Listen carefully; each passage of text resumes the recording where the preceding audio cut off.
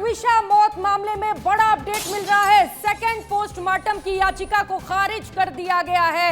यह बड़ी खबर आपको बता रहा है। लगातार मायका पक्ष ये मांग कर रहा था कि सेकंड पोस्टमार्टम कराई जाए, लेकिन सुनवाई के बाद यह बड़ा फैसला सामने आया है और सेकंड पोस्टमार्टम की याचिका को कोर्ट ने खारिज कर दिया है। भोपाल जिला कोर्ट ने याचिका खारिज कर दी है। दिल्ली एम्स में पोस्टमार्टम कराने की मांग की गई थी। परिजनों ने सेकंड पोस्टमार्टम की मांग रखी थी और लगातार जो मायका पक्ष है वो ये आरोप लगा रहा है कि ससुराल पक्ष ने हत्या की है और यहां पर जो जांच है वो ठीक तरीके से नहीं चल रही और यही वजह है कि सेकंड पोस्टमार्टम की मांग रखी गई थी मायके पक्ष की ओर से, जहां पर कोर्ट ने ये बड़ा फैसला सुनाया है और इस याचिका को खारिज कर दिया गया है। यानी कि ट्विशा की सेकंड पोस्टमार्टम नहीं कराई जाएगी।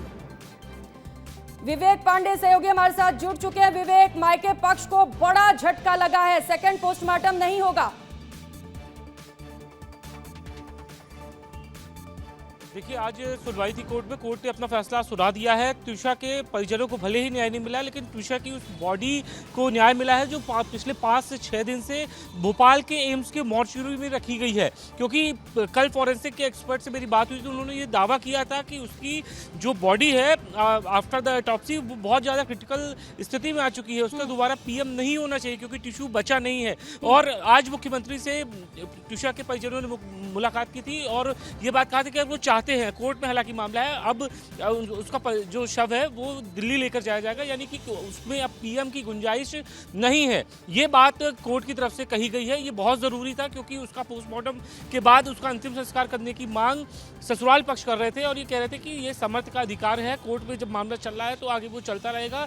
किसी भी जांच एजेंसी से वो जांच कराने के लिए तैयार है और मुख्यमंत्री ने कहा था कि अगर जरूरत पड़ती है तो सीबीआई से भी हम जांच करने के लिए सिफारिश करेंगे, पत्र लिखेंगे। ये एक कोर्ट की तरफ से बड़ा फैसला है। निश्चित तौर पर परिजनों को जरूर थोड़ी सी मायूसी होगी क्योंकि वो चाहते थे कि जो ऑटोप्सी हुई है उसमें बहुत सारी खामियां हैं। वो ये आरोप लगा रहे थे कि ये सुसाइड नहीं बल्कि मर्डर है, लेकिन जो कोर्ट में दस्तावेज लगाए गए पुलिस की तरफ से, पोस्टमार्टम की रिपोर्ट लगाई गई, उसमें ये क्लैरिफाई हुआ कि अब इसमें कुछ करने की जरूरत नहीं क्योंकि एम्स ऑलरेडी बड़ा सा रिसर्च सेंटर है। वहाँ पे अगर इस तरीके से पोस्टमार्टम होता है, पूरी इसमें क्लैरिटी रखी जाती है, उसमें वीडियोग्राफी होती है, तो अब इसमें कोई पोस्टमार्टम करने की जरूरत नहीं है। यही वजह है कि उसने याचिका को खारिज किया। ने कहा भी था कि बॉडी को वापस ले जाइए, ये डिकम्पोज हो रहा है, लेकिन जो मायके पक्ष वाले थे वो लगातार ये डिमांड कर रहे थे। वो कह रहे थे कि सेकंड पोस्टमार्टम हो क्योंकि यहां पर उन्हें न्याय की उम्मीद नहीं लग रही थी।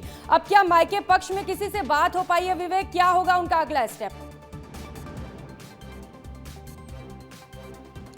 कोर्ट पर सबको भरोसा है। कोर्ट ने डिसीजन दिया है तो परिवार के लोग संभवतः हाई कोर्ट भी रुक कर सकते हैं या फिर इस पूरे पोस्टमार्टम की जो सेकंड पोस्टमार्टम कराने की जो मांग थी उसे खारिज भी किया जा सकता है क्योंकि उसकी बॉडी में अब वो बचा नहीं है कि जिसकी वजह से वो दूसरा पोस्टमार्टम हो, क्योंकि फ्रेश बॉडी में ही सारी चीज़ें हो जाती है। जब भी कभी भी पोस्टमार्टम होता है उसकी शॉर्ट पीएम ही आखिरी में फाइनल पीएम बनती है। तो ये बात कहना कि उसके साथ कुछ अनजस्टिस हुआ है, हालांकि ये कोर्ट की लड़ाई है, कोर्ट में अब ये मामला चलेगा। गिरिवाला सिंह को अग्रिम जमानत मिली है और समर्थ अभी फरार है। 10,000 का इनाम घोषित किया गया है, लुकआउट नोटिस भी जारी किया गया है।